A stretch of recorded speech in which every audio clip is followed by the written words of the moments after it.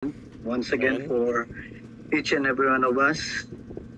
And last time we discussed about our lesson number 1 about open theism or the open theology. So in our contending for the faith.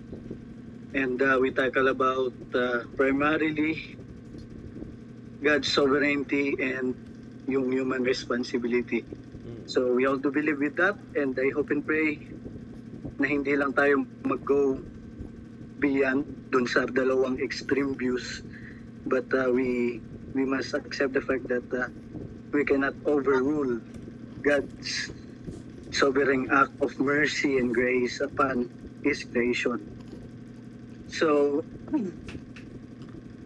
I want to start this class with scripture reading in Romans chapter number 1. Romans 1. Hinihingal ako Romans 1 verses number 14 until verse number 16. So I will just read a verse and you follow me with your eyes. Romans 1:14 to 16, sabi dito, I am debtor both to the Greeks and to the barbarians, both to the wise and to the unwise.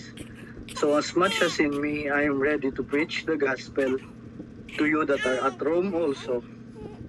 For I am not ashamed of the gospel of Christ, for it is the power of God unto salvation to everyone that believeth, to the Jew first and also to the Greek. And isa pa po, 1 Corinthians 2:5. 1 Corinthians 2:5. So nasa lesson naman natin yan, pero let's try to be used to opening our Bibles.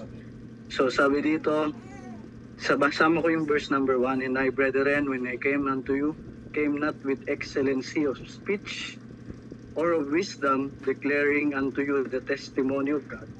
For I determined not to know anything among you, save Jesus and Him crucified.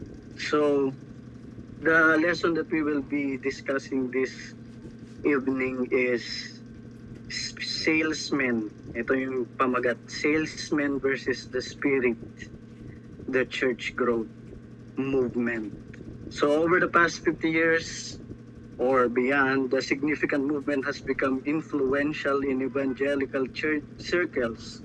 In an attempt to reach more people, churches have evolved from keepers and proclaimers of the truth to centers of entertainment. Instead of focusing on making disciples of Jesus Christ, churches are focusing on making the unchurched feel comfortable at a church. So, meaning to say, dito po sa pag-aaralan natin, so pag-uusapan natin yung ilang mga bagay. So, some tinatawag nating, sinasabi nilang quote-unquote tools that every evangelical churches use in spreading and proclaiming the gospel. So, and we will understand here how to balance it, not going further, and to use it without, ang tawag dun sa term na to, without neglecting the principles of God's word, as well as neglecting and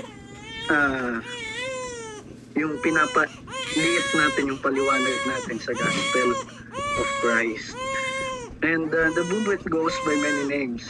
The church growth movement, the marketing, the church movement, the user-friendly church movement. One church member expressed the idea this way: you know what they say, the customers always right. So the idea of this particular movement that was propagating, not just in our current situation right now, but of course nung mga unang panahon pa, nauna na ito, kahit sa panahon nila Apostol Pablo ay may mga ganito na rin. So kaya tinatawag siyang salesman because of the way they market the gospel. All right? The way they market the gospel. And according to our lesson, so meron silang quotation that says that the customer is always right. Parang sa sa mga Jollibee, di ba? Sa mga tawag dito, sa mga restaurant. So the customer is always right. So in the premise of this movement is simply that if you are going to reach people, you must give them what they want. It seems good. You must give them what they want. And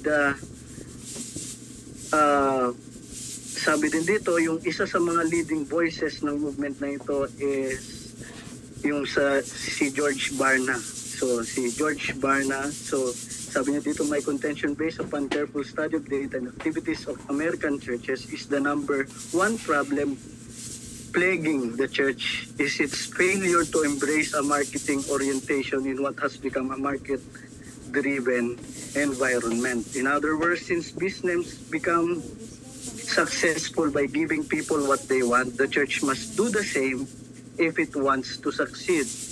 He says that in order for a church to grow, we need to have that marketing plan, all right? And use the tools of this world like in business, di ba? So kapag ka nagbigay tayo ng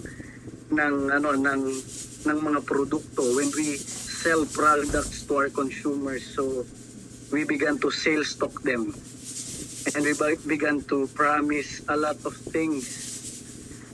But sabi dito, what is marketing? Marketing involves the selection of target markets rather than attempting to be all things to all people. Marketing relies on designing the organization's product in terms of the target market's needs and desires rather than the seller's personal taste. So, meaning to say, so in order for, ang idea nila ganito, in order for people to grab the gospel, is we began to preach the gospel how people wanted them to hear. So, big sabihin, kung ang tao ngayon, if the people nowadays, they don't want to talk about sin anymore, when we proclaim the gospel, we just proclaim the side of the love of Jesus Christ. Right? And we don't talk about the repentance. We don't talk about the sins that we commit, but we just talk about and highlight the love of Christ. But of course, we all do believe as Bible-believing Baptist churches that if we began to preach the gospel, we must preach it with clarity, and as well as we must preach it with not with compromise, but we must preach it with conviction. So, ipaliwanag natin base dun sa nabasa nating verse 1 Corinthians 6. 1 Corinthians 6 to ba yun? O 2:6 yung sinabi kanina. Sabi dito 2:5. So, sabi po dito is 1 Corinthians 2:5 that your faith should not stand in the wisdom of men. Mali pa rin binasa ko, no? Ituloy ko lang. And I was with you in weakness, verse 3, and in fear, and in much trembling. And my speech, my preaching was not with enticing words of man's wisdom, but in the demonstration of the Spirit and power. Sabi dito that your faith should not stand in the wisdom of man, but in what? In the power of God. The problem with this kind of theology that was propagating not only during the early times of Christianity, but also in our time today, it is very rampant. There are many preachers, even big names, especially in America, kahit nga dito sa Pilipinas, that they quote unquote preaching the gospel, but it is watered down. All right, so and they began to use tools na kung saan earthly wisdom, not godly wisdom. So, ang sinasabi natin dito is hindi masamang magkaroon ng marketing sa church. So, I am not saying that marketing is not a tool for us to be, to achieve the goal or ang tawag dito, the growth of any churches. For example, we as Baptists, di ba, meron tayong mga ginagawang mga marketing, quote-unquote marketing din to, di ba? So, meron tayong Friend Day, we have Youth Rallies, di ba? So, we have evangelistic concerts. But going further and beyond what the human capabilities is not according to the Word of God Himself. So, ang problema kasi dito, ang naging highlight na is yung marketing, not the gospel at all. So instead of for them to cater many people inside their churches, ang gagawin nila is they don't want to talk about anymore the pure gospel of the Lord Jesus Christ. They don't want to talk anymore doctrines. They just want to preach practical aspect of Christianity. They don't want to preach about sin anymore, but rather for encouragement in practical Christianity. And unfortunately, many churches are willing not only to change their format to be more appealing, but also to change their message and compromise truth in order to gather a larger audience. And this is the sad truth about Christianity nowadays. We focus always on the numbers rather than the content itself. And let us remember, if you are a pastor right now, if you are a song leader, a worship team leader, ikaw isa sa mga nagso-soul winning sa church nyo. So let us always remember, yes, I do believe that numbers count also when we speak about growth, but it is not the main thing. Let us always remember that numbers is just numbers. The truth about growth in Christian churches is not numbers, but actually the pure doctrine in which the pastor and the members are tawag dito, ano bang tawag sa term na yun? Following. Alright? So, ibig sabihin yung pagiging malalim natin sa doktrina, hindi yung pagiging madami lang. Because there are many churches nowadays, they are many, but sad to say, baka marami pa sa kanila ang hindi nga talaga naligtas eh. Diba? Because of somewhat of their marketing strategy lang. They use it entertaining features like drama, skits, and lively music to generate enthusiasm and excitement. But don't get me wrong. So, paano yun, Pastor? Ginagawa din natin yun sa mga youth fellowship natin. Di ba, may mga skit. And ang problema kasi sa kanila is they began this particular drama, skits, lively music. But the problem is the preaching of the word is just little. But let us remember that in church growth, the very important part of worship, of course, is studying God's Word and the pure gospel of our Lord and Savior Jesus Christ. So, the question is church marketing a proper method of church growth? Yung minsan kasi, ganito ang sinasabi. Yung church mo, your church is not growing because wala kang maayos na marketing.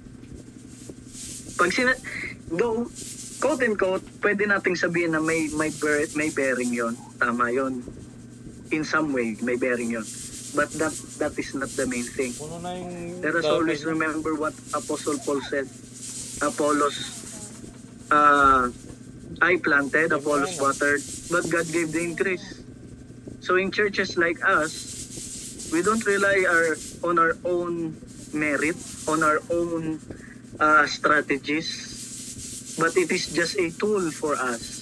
But the main thing of church growth is the gospel and God alone. So So, why church marketing is unbiblical? Siguro naman naintindihan nyo ako. I'm not against any marketing, but the lesson is saying that we must be against dun sa mga marketing lang, pero ang nangyayari is they water down the gospel of the Lord Jesus Christ. In sharing the gospel, nagkaroon ng evangelistic meeting. Ano nangyari? Di ba? Nagkaroon ng pakain, pero nakalimutan i-preach yung pure gospel of our Lord Jesus Christ. And that's sad. So, number one, sabi dito, God's way of preaching man is opposed to human logic. Let us all remember that in spreading the gospel and in our church, in the church of our Lord Jesus Christ, let us remember that when we began to proclaim the gospel to every person in this world, lagi nating isipin na talagang maraming magre-reject. Lagi nating isipin na talagang many people will actually don't like the gospel at all, because that's the natural tendency of man. And therefore, any possibilities and any anumang galing natin sa marketing, kung ang Panginoon mismo, di ba, ang talagang nagliligtas, then let's leave it to God. And alam naman natin na ang trabaho lang natin is to just share the word of God, but the saving factor is let's leave it to God Himself alone.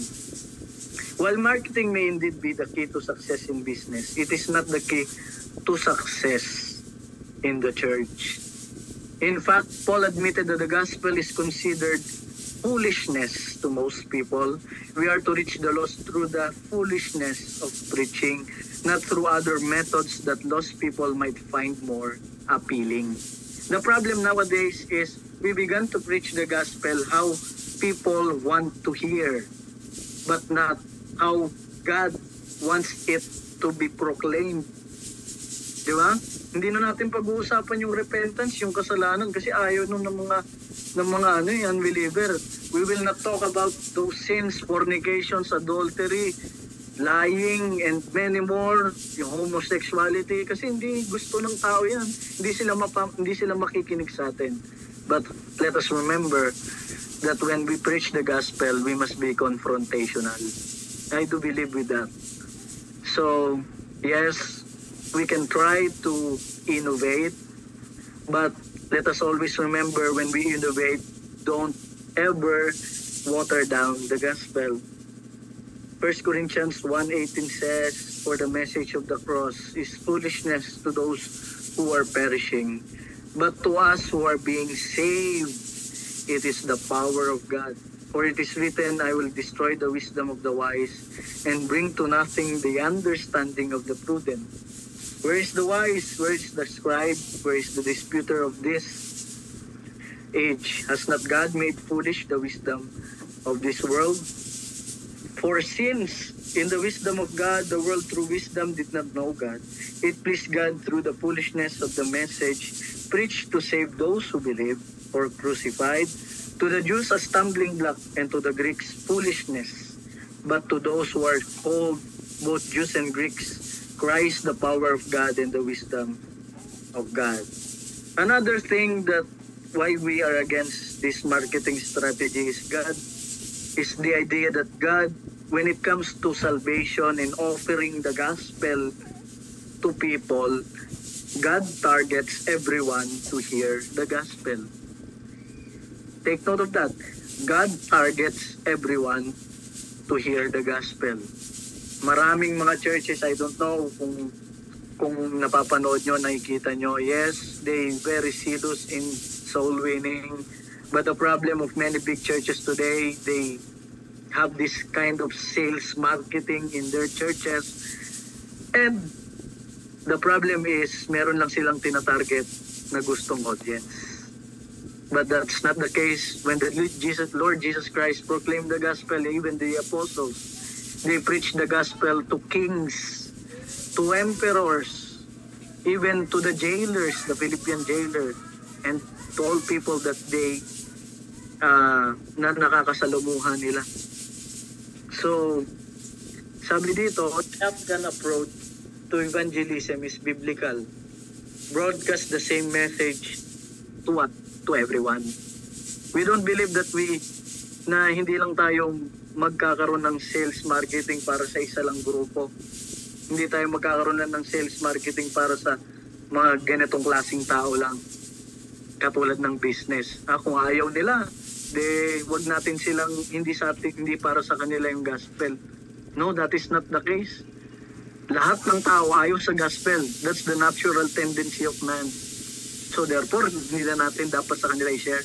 No, kahit ayaw nila, with all due belief, with all due respect to the Bible and to God Himself, we must proclaim the gospel to everyone.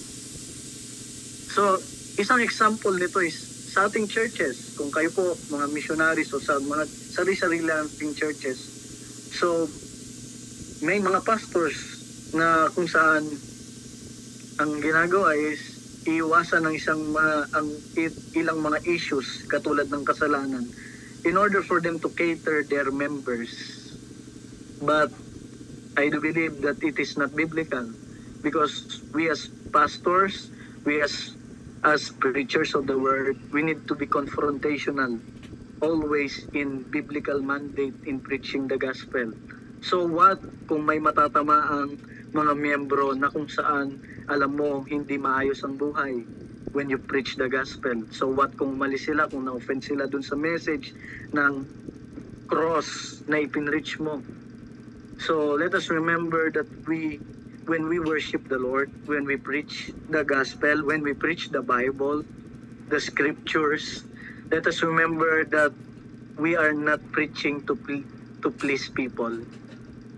Yun kasi yung idea dito eh. Ang gagawin, dahil customers is always right, ibibigay natin yung gusto ng tao na marinig. But that's not the case when we preach the gospel.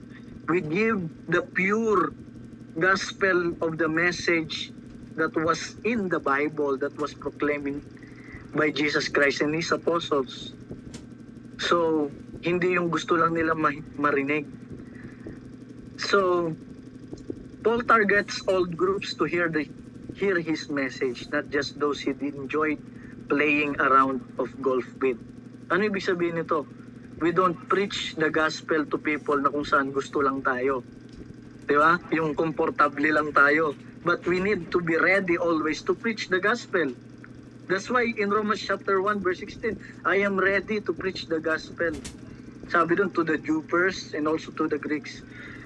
It is because so may mga pagkakataon that God will give us yung biglaan, di ba? A sudden ministry to preach the gospel to people. Even though we don't feel to preach to those people, we need to preach the gospel confrontationally. Not just want the words that they want to hear. Hindi ganun, di ba? So, besides our main goal, at ang ating basis, hindi naman yung human wisdom natin eh. When we begin to preach the gospel, it is the Bible who speaks, not our own words and merit. Number 3, the marketing movement is man-centered, not God-centered. Marketing is based on appealing to man. Give the customer what he wants. Marketers suggest that the church has to come up with innovative and exciting means of attracting audience. Once the audience has arrived, the church must keep the audience attention. Maraming ganitong churches na makikita natin nowadays, modern churches. Ang naging setup nila sa loob ng church, parang small talk na lang. So in order for us to cater people, so ang gawin natin para komportable silang umupo dyan.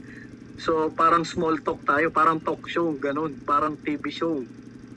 But let us always remember that God is very particular in worship. So sa akin in my own stand, when it comes to worshiping the Lord, we must be siguro ang pinaka word is we must be in reverence with God. So ganito lang yan eh. So bigyan natin ng analogy. If we are going to meet the President of the Philippines, kapag ka nakipagkita ba tayo sa kanya, sabi mo, oh, President, doon tayo sa sa Paris. Doon na lang tayo mag-usap. Diba? Doon, let's eat in Paris. Doon sa gilid-gilid, kanto-kanto. Yung pag-uusapan tayo. Of course, syempre, that's the President of the Philippines. So, kung privilege yun na makausap natin siya, right? So, pero, hindi natin siya dadalhin sa kung saan-saan lang. How much more the Lord? Kaya, tama po si Pastor, magiging pastor, to be pastor na yan. Si Pastor Daryl. Pastor na tatawag ko po sa inyo, ha. Yan. Yung iba parang stand-up comedian when they preach the gospel. So, puro jokes. Wala na talaga yung content ng salita ng Diyos. Bakit? Kasi yun yung mas appealing sa tao eh. Di ba?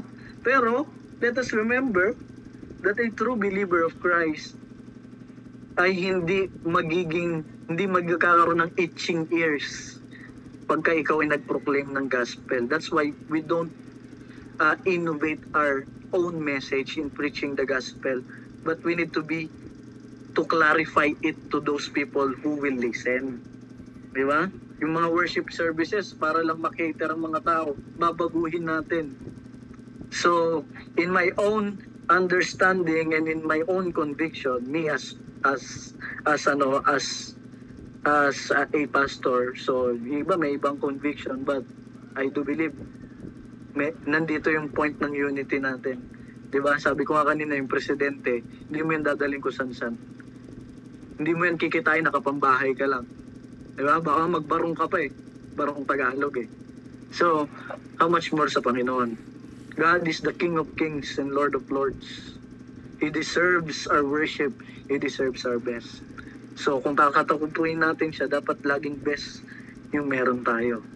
Sasabihin nila, hindi naman mahalaga yung outward appearance. You're correct. Outward appearance ay tama yun, di ba? Hindi naman mahalaga. But God says, di ba? Kung anong nasa loob ng puso natin, magmamanifest sa panlabas natin. So, nasa sa inyo na yun, di ba? So, this sentiment of really runs counter to biblical teaching, which requires the church to be God-centered.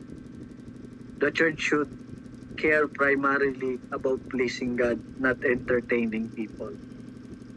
So, number 4, Christian worship is primarily for Christians, not for unbelievers. Narinig niyo na ba yan? Christian worship is primarily for Christians, not for unbelievers. So, marami ata akong masasagastaan dito, pero baguhin natin yung perspective when it comes to Christian worship dito sa pag-aaralan natin. One of the primary errors of the marketing movement is the underlying assumption that the church greatest task is to evangelize. If such were the case, then any and all methods of reaching people would be suitable and should be used. However, the greatest task of the church is not to reach the lost. Oh, wait lang. It is to honor and glorify God. This only believers can do. Unsaved people cannot worship. For without faith, it is impossible to please Him. Honor or praise God properly. Further, believers should not attempt to reach the lost in ways that are less than honorable or biblical. I'm not saying that soul winning is not important, but that is not the main thing and goal of a church organization. May narinig na ba kayo nung nagsabi ang ultimate goal ng isang simbahan ay mag-win ng soul? Well, partly that is correct. Pero kung sasabihin mo yun ang main thing, we will be not on the right track. Yes, we do believe evangelization of the world is important, but most importantly, praising, honoring, and glorifying God is the main thing of every believer of Christ. And soul winning is just a means for us to glorify and honor God in our lives. Hindi po ako against sa soul winning. I am not against sa soul winning. But let us remember that the ultimate goal of every believers and every churches is to glorify and honor God. And that's one of the primary reason why we as believers of God, ang kailangan dapat natin i-cater yung mga mananampalataya mismo. And besides, when we preach, ang problema kasi natin ganito eh. Kapag yung mananampalataya yung cater natin, hindi na natin mapipreach ang gospel. Doon tayo nagkakamali. Di ba? Because for us to cater and to feed the sheep of God or the flock of God inside the churches, we must preach the gospel all the time. And as we began to preach the gospel to those believers, God in some way, kung may mga bisita dyan, mariligtas din naman sila kasi maipipreach mo rin yung gospel. Diba?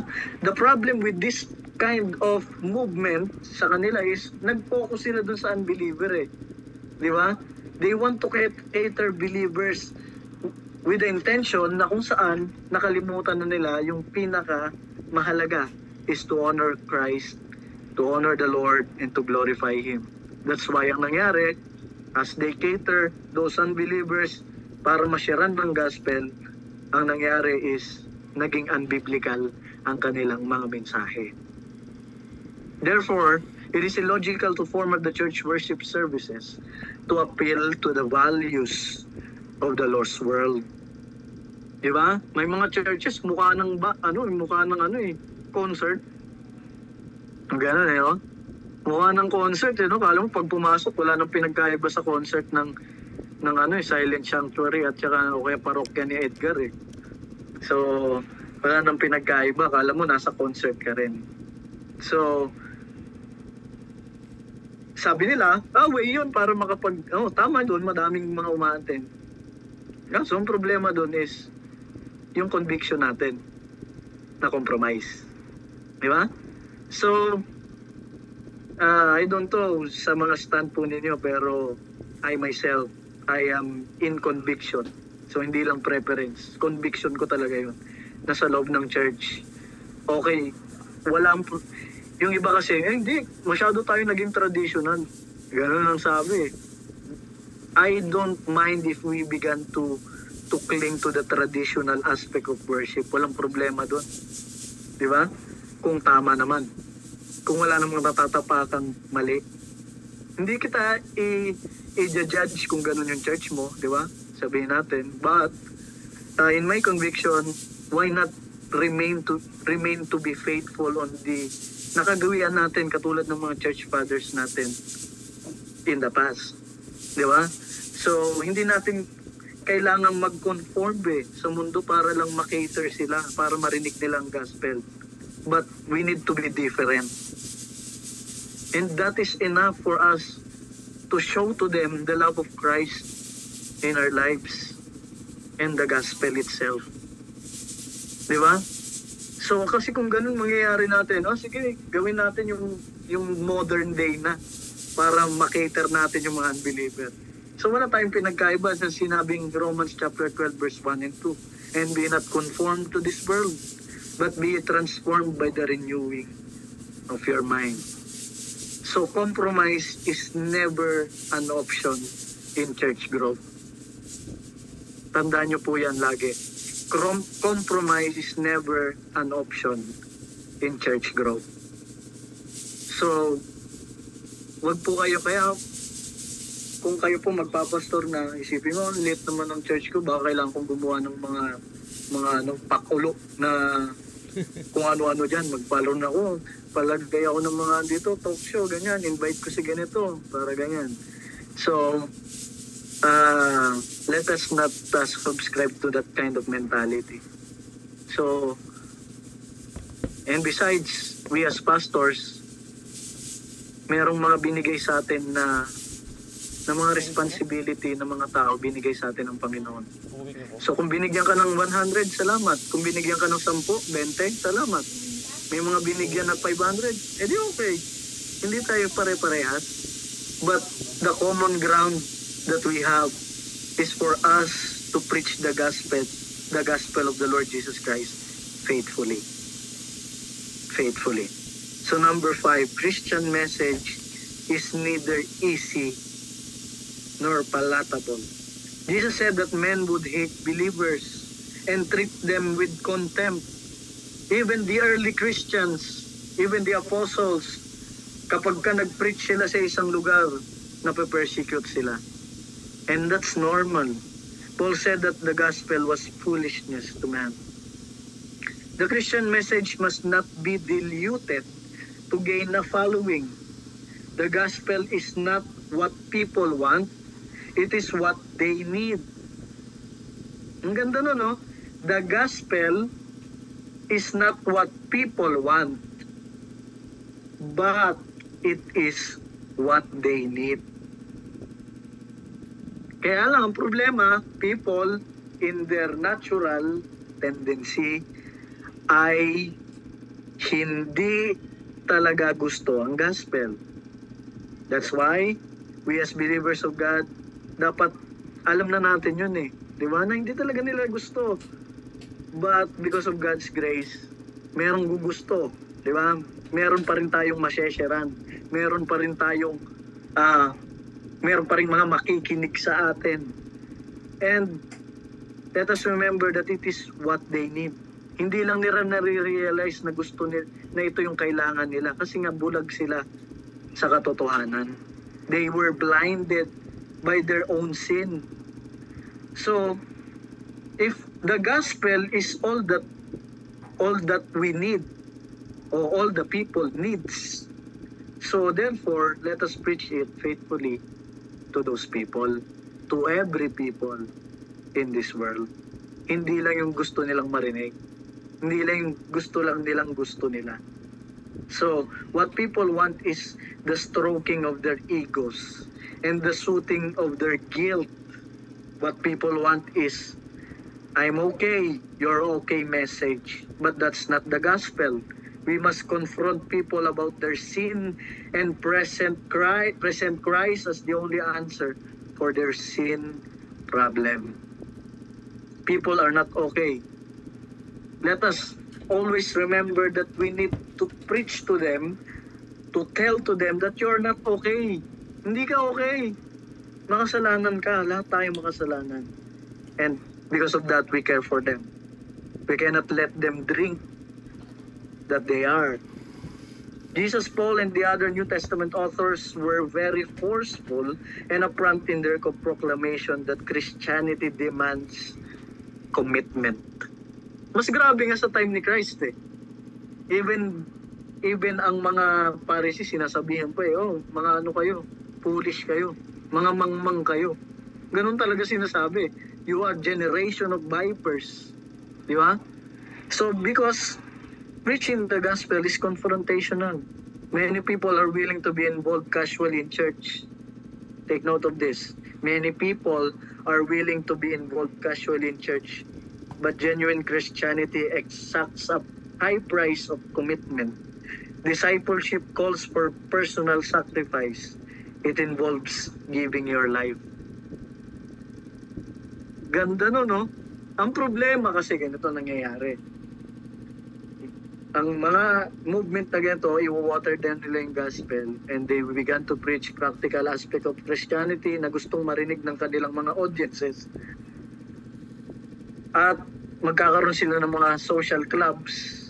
E di, yung mga umaattend sa kanila, oh, ang saya, ang ganda ng pakiramdam. Pero gusto lang nila yung samahan.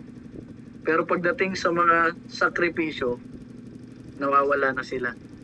That's the problem. And let us remember that Christianity is not like that. Sabi ni Jesus Christ, bear your cross and follow me. Let us remember that suffering is acquainted also in Christianity.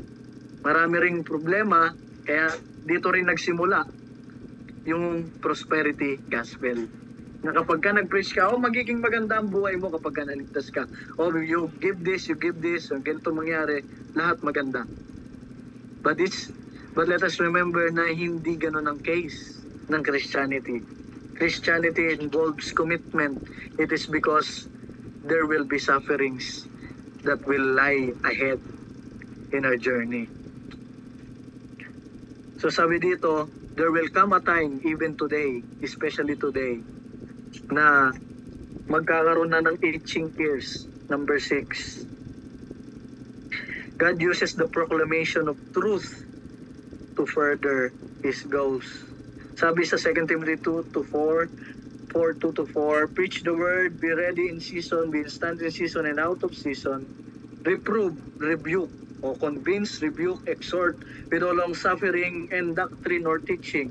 For the time will come when they will not endure sound doctrine, but according to their own desires, because they have itching ears, they will heap up for themselves teachers, and they will turn their ears away from the truth and be turned aside to fables. This is the condition of this world today. People don't want to hear the gospel. Kung ayaw nilang makinig ng gospel, na kailangan ba mag-innovate tayo? Gustuhin natin yung gusto nilang marinig. No. Sabi ni Apostle Paul to Timothy, preach the word. Be instant in season and out of season. Reprove, rebuke, exhort with all long suffering and doctrine. The problem of pastors nowadays, they don't reprove. They don't rebuke anymore. Diba? So, pero sabi dito, dapat may rebuke, may reproof, may correction. Kung mali yan, mali yan. Ganon. Hindi yung malaking magbigay ng giving sa church, hindi ko yan pagagalitan. Nagbibigay yan ng 100,000 eh. No, it is not like that. So, but we need to have that conviction that the Bible is our basis, not this world. The last thing the unsaved world is interested in is someone preaching to them about their need to turn from their sin. Yes, yet that's exactly the duty of the church. The word preach was commonly used of a herald making a public proclamation on behalf of another. Much of what is called preaching today is nothing of the sort. Genuine preaching is the explanation and application of God's revelation. The proclamation of the word is necessary because man hungers more for novelty and entertainment than truth itself. So sabi dito, yung itching ears is a figure of speech meaning curiosity. Curious na sila, kaya gusto nila makinig. Sana baka may iba naman. Di ba? Baka may iba naman pwede kaming marinig na hindi nakakasawa. But let us always remember that we need to preach Christ in Him crucified again and again, even to those unbelievers, even to those believers. The obvious error of the church marketing is that it puts the focus on pleasing unsaved man rather than pleasing a holy God. The church must be God-centered, not man-centered. Punta na tayo dun sa discussion natin, dun sa baba. May mga tanong po dito. Why is it invalid to try to sell somebody on the gospel? Why not make message attractive and appealing as possible? Ilang sa mga reasons. Number 1, whether someone accepts the gospel is not based on a sales approach. No one gets saved because the salesman convince him that he needs to buy the product. Hindi dapat natin i-water down ang gospel at mag-give in sa kung ano-anong mga pakulo. Sabi po dito, it is because the truth is, hindi naman tayo ang nagliligtas. It is God Himself ang nagliligtas. So whether the buyer will buy the product or not, it is not in our own hands. It is God and God alone. Ang Panginoon ang nagbibigay ng enablement para ang isang tao ay maligtas. We are just the heralds of truth. We are not the Savior. Oftentimes, in an effort to package the message in a more attractive way, the message changes. The message is inherently unattractive to unsaved people. Number 2, how can one criticize the marketing movement if it is reaching so many people with the gospel. Ito naman sinasabi ng iba, bakit mo ako iaano sa mga pakulo ko? Eh, ang daming ang nakakapakinig sa ginagawa ko eh. It may be attracting a lots of people, but whether these people are hearing the gospel is a matter of dispute. Isang well-known false teacher, sasabihin ko ng palasak na false teacher siya, ay napakadaming followers, millions, is Joel Austin. At pagka nakipakinggan nyo yung preaching niya, it seems that kapag hindi ka masyadong aral, okay naman ha. Sabi doon, accept the Lord Jesus Christ and then get on and so on forth. But the problem is, yung kanyang theology ay naglilit sa easy believism. He began to avoid preaching repentance, and he began to avoid preaching sin inside his church. At kadalasan, kung mapapakinggan niyo po siya, ang nangyayari sa kanyang mga preaching ay umaabot na sa pagiging man-centered. It is because we as human being, meron tayong kakayanan na mag-decide sa sarili natin in order for us to be successful in life. But that is not the case. That is not the gospel.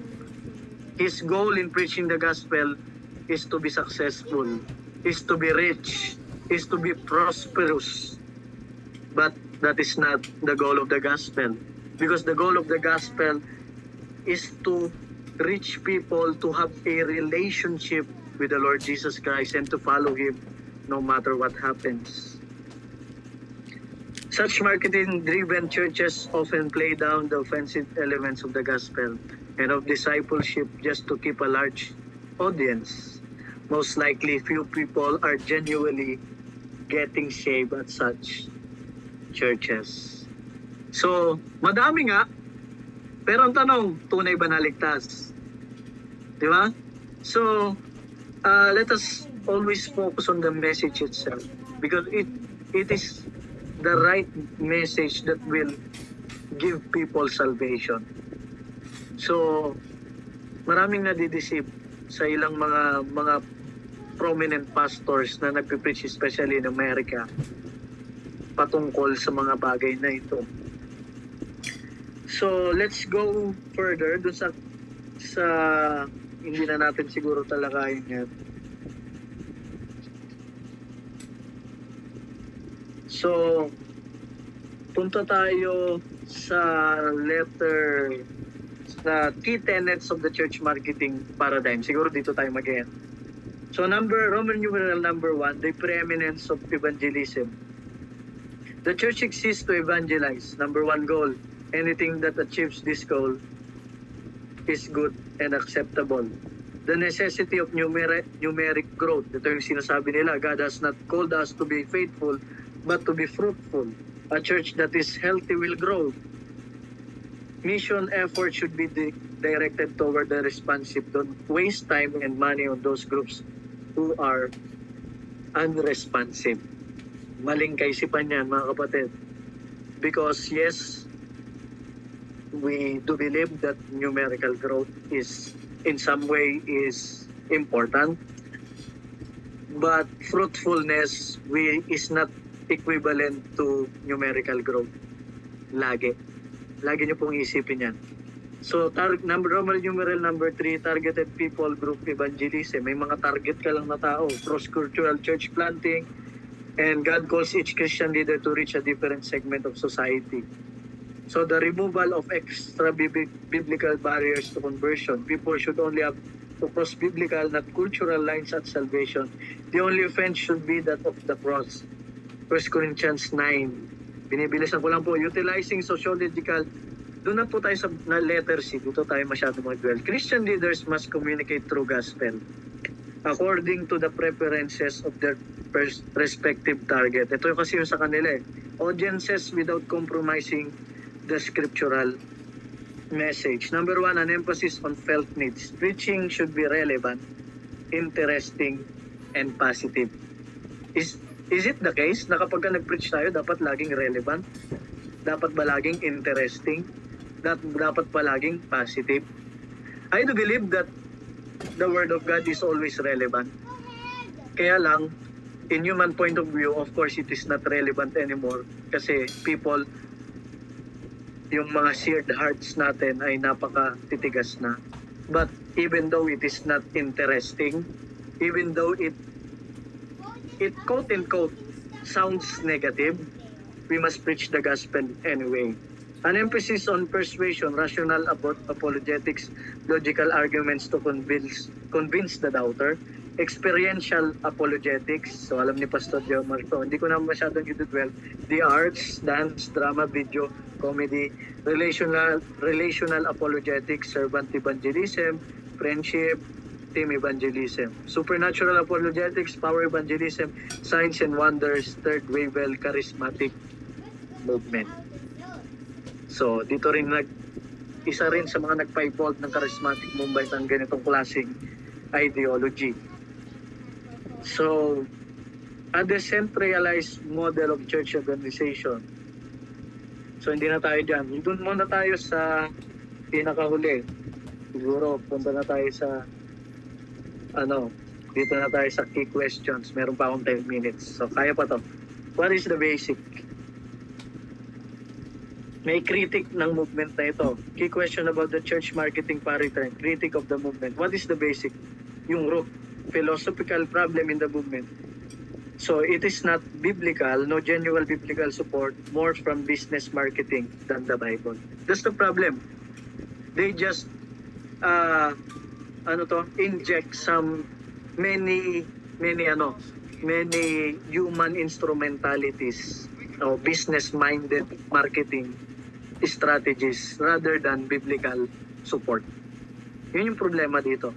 So, what about contextualization? Sabi na Paul did not advocate when in Rome do as Romans do, but attempted to remove causes of offense when these various groups, the marketing paradigm, misinterprets and misapplies the text. Sabi kasi nila na yung 1 Corinthians 9:20-22, very prominent verse, sabi doon, I confound, sinabi ni Paul kasi, para sa mga fool, naging fool ako, para sa mga wise, naging wise ako. Pero when we interpret the passage, hindi yun yung sinasabi ni Apostle Paul. Sabi doon, naging flexible siya in preaching the gospel. So, kapag kaaral ka, so ipipreach ko sa iyo sa pamamagitan ng pagiging aral. Kapag nandun ka sa barbarian side, ipipreach ko sa iyo sa pagiging barbarian side in order for you to understand the gospel. But hindi ibig sabihin nito nag-compromise si Apostle Paul. So, is evangelism the top priority of the church? Isa pa to, no? It is not. Evangelism at any cost is a bad idea. Hindi ko sinasabing mali ang evangelism, but it is not the main thing. It is just a tool. Sinabi ko na po kanina, the main thing of the church is to glorify Him, to honor Him at any cost. But evangelism is one way of honoring Christ. Kung sinasabi mo namang nag-worship ka at in-honor mo si Christ pero hindi ka nag-evangelize, there's something wrong. So, balance po tayo when it comes to Christian churches. Should church leaders design their weekly public church worship services primarily with seekers in mind? No, ito yung sagot. The worship service is for Christians, not primarily for the lost. Hindi po natin sinasabi na i-outcast natin yung mga lost people, but primarily the worship service of every churches must be focused on Christians, hindi lang sa mga unbelievers. Is the scriptural emphasis on how one communicates the gospel message? Should church leaders target specific people groups for evangelism? Siyempre, alam niyo yung sagot niya, no. We should be broadcasting to any and all. So, punta na tayo dun sa pinakauli. Is there anything fundamentalist can learn from the church marketing? We as Bible-believing church, Baptist, isa sa tayo sa mga fundamentalist. Tama yon. Pero pwede ba tayo mag-lean sa mga church marketing movement na katulad nito? The answer is yes. Sa paanong paraan? Letter A, increased effectiveness in management, inspiration and innovation in evangelism. So, self-explanatory, hindi ko nineneglect yung part na yan, pero kung over tayo dyan, mamamali tayo. A renewed emphasis on quality, spirit-directed, prevailing prayer, transparency and accountability regarding interpersonal relationships, greater passion in worship without incorporating a style of worldliness, building of stronger relational ties with the church through community service. So let us remember na sa ating church, possible tayo kahit hindi tayo aware na mapunta sa mga ganitong klaseng theological ideas na kung saan sa kagustuhan nating makapagbahagi ng salita ng Diyos, ginagawa natin, ini-innovate natin.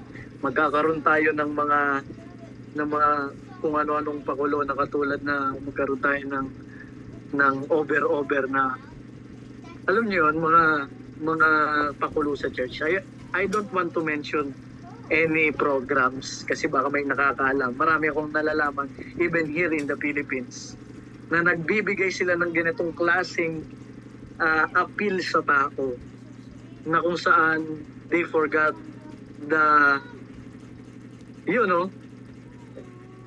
they forgot the very essence of the gospel. So kasi may respeto po ako sa ilang mga kakilala kong mga church, pero I am respectfully and humbly say that that kind of innovation is incorrect and it is not biblical. Yung iba pa nagpapabayad sa concert eh. Meron tayong fundraising. Ito, isa pa to sa mga problema ko. So, meron pang 4 minutes. Is, in order for us to build, magkaroon tayo ng, para masuplayan yung project sa church natin. Ang gagawin natin, magkakaroon tayo ng mga fundraising sa church na kung saan magbebenta ka ng ganito, tapos mas mahal. Di ba? Yung mga ganon. So, para sa akin, very unbiblical yun. Kasi it seems that we are tawag dito, binibenta natin yung gospel. Na kung saan sa Bible times, even in the Bible, in the time of Jesus Christ, it is very prohibited for us na ibenta natin yung gospel sa mga tao, even to the people of God himself. So we can always have that fundraising without katulad nun, hindi ma-compromise yung biblical standards natin. Di ba? May mga ganun pastor eh.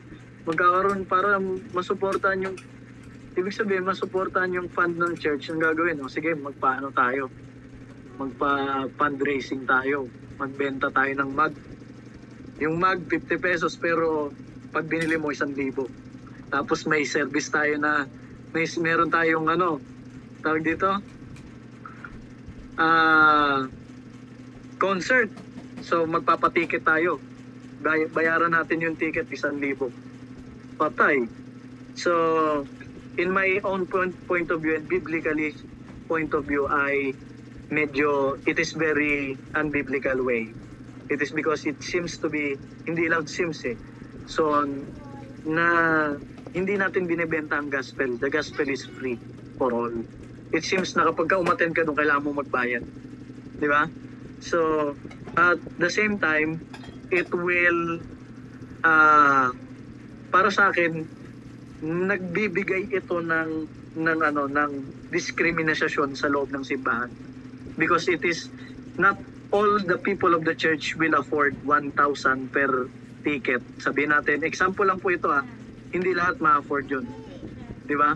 So why not just raise the need of the church, and then nasa sa kanila kung magkano yung gusto nilang ibigay, kung mag-extend sila ng help, di ba?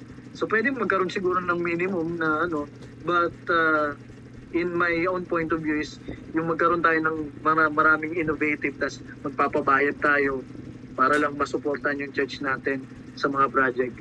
It's a no for me. Because let us always remember, bahagi yon ng church polity rin when it comes to individual soul liberty. So, I for myself, giving is not compulsory, but it is commanded Ah? na kung saan kailangan sundin natin with the heart. Okay? So, ganun lang po. So, I hope and pray that we learn something from this. So, furthermore, ilan sa mga closing statement ko po ay I hope and pray that we just stay faithful to preaching the gospel. So, yun lang. Stay faithful in preaching the gospel. Okay. Nothing more, nothing less. Pastor Jesse, And we have some question here. What if there is no innovation? What if there is innovation but not being compromised? For me, okay lang naman yon. So, yun nga yung pinaliwanag ko kanina. Ang problema kasi sa kanila, they innovate with the intention na kung saan they water down the gospel. Ganon. So, yun ang nagiging problema. So, siguro sa atin, wala namang problema magkaroon tayo ng mga, yung katulad ng youth rally, gano'n, di ba? Magkaroon tayo ng mga events sa church, magkaroon tayo ng mga, ilan sa mga, natin, some, makakatulong sa evangelization, but let us focus more on the word, not on the activities. Ganon siya. So, okay. Just to give clarification, Pastor Jess, if you are in my class last semester about dynamic discipleship, we studied this about engagement. Yes, we need to engage the unbelievers, but I mentioned that there are some over engagement, like what the other cult, pseudo-Christian cult, what they did is they put Zumba inside the church, or in Catholic. In Catholic, they yung pabingo, I don't know, it's like a sugal.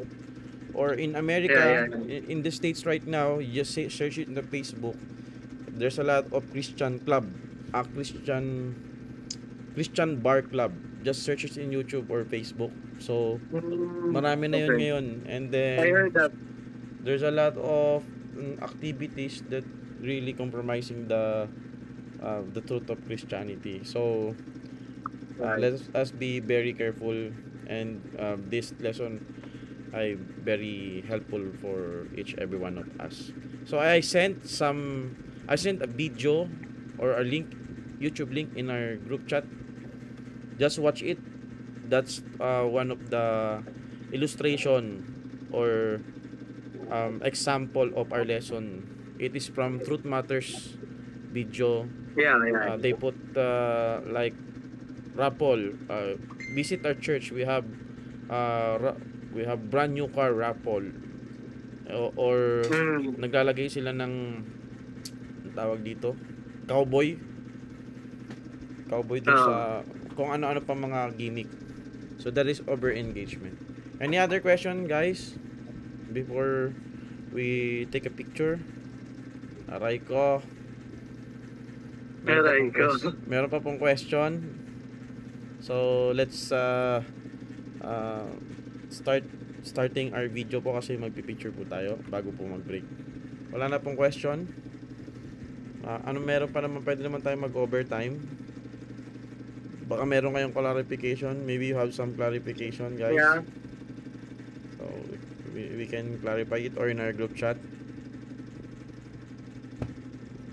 Nga pala, let us congratulate our classmate, Brother Christian and Sister Aida. They just got married, I think yesterday. Amen. Oo, amen. Congratulations. Kaya pala kayo nag-enroll sa marriage, Christian home last semester. Praise the Lord. Thank you po. Opo. So, Welcome to the club. Welcome to the club. Thank you po. Baby na agad. Joke. Welcome to the club. Let's turn on our video at tayo po ay magkaroon ng picture taking. Okay, yan. Good evening, Sister Anna, Sister Lizelle, Sister Angel, and good evening sa'yo, Pastor Robin. Okay, so picture tayo. Ready? 1, 2, 3. Okay, one more time po. 1, 2, 3. Okay po. break po tayo. Thank you very much, Pastor Jesril. Students, please say thank you to Pastor Jesril. And after 5 minutes, Thank we you will po. continue our lesson. Thank you, Pastor Thank you, Jess. Pastor Jess po. Thank you, sir. Maraming salamat po sa inyo. Yes, thank you. Thank you po. Thank you po, sir. Salamat po. Ay, salamat po. Sir, thank you. Thank you po, thank you. Thank you. Okay. Magkaroon po tayo ng 5 minutes break. And after this, we will start. God bless. Bye-bye. What happened? Maliligo ka?